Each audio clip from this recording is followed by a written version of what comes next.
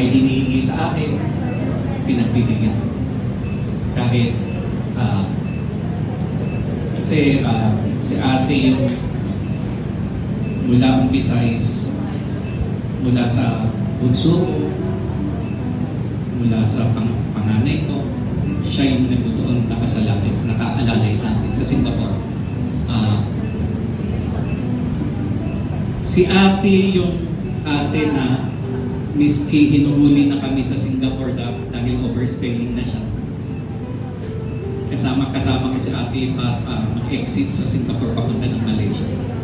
At pagpasok niya ulit, kasi sa Singapore is maximum lang 3 months. Pagkatapos ng 3 months, kailangan day umalis ka na doon. Ang ginagawa namin ni ate, pumupunta kami ng Malaysia, mag-stay siya doon. Pagbalik ng Singapore, ayaw na siyang papasukin. Kasama niya na yung pulis ng Singapore palabas kami ng Malaysia. Ganon si ate magsakripisyo.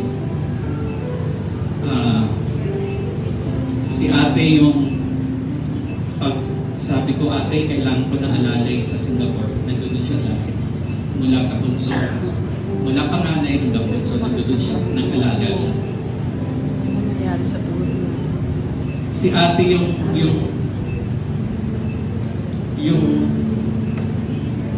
hindi selfish.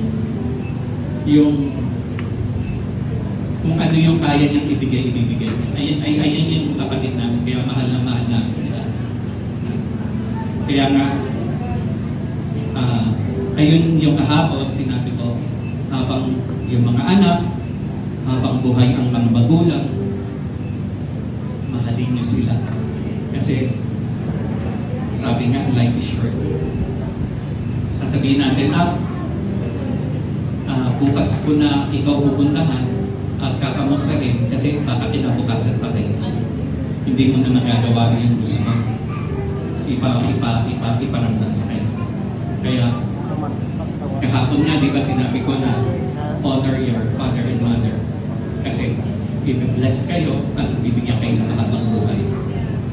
Kahit nga, pagbalik-baliktarin mo yan, sinabi, hindi naman doon sa Bible may sinabi na kapag mabait yung nanay at tatay niyo, i-honor niyo siya. Hindi. Siguro, it's general na kahit masama siya, kahit mabuti siya, mahalin natin, i-honor natin siya.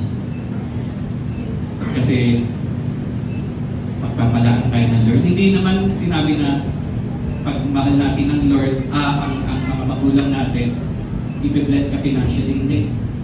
Minsan, yung buhay mo is malusog kayo, yung mga anak nyo, mababait. Diba? Hindi naman ibig sabihin magpamalas kayo sa magulang nyo, bibigyan nyo sila ng pera. Hindi naman yan eh. Kaya sa mga anak dyan, habang buhay ang mga magulang, pakita niyo yung pagmamahal. At hindi pa huli para sabihin nyo, I love you.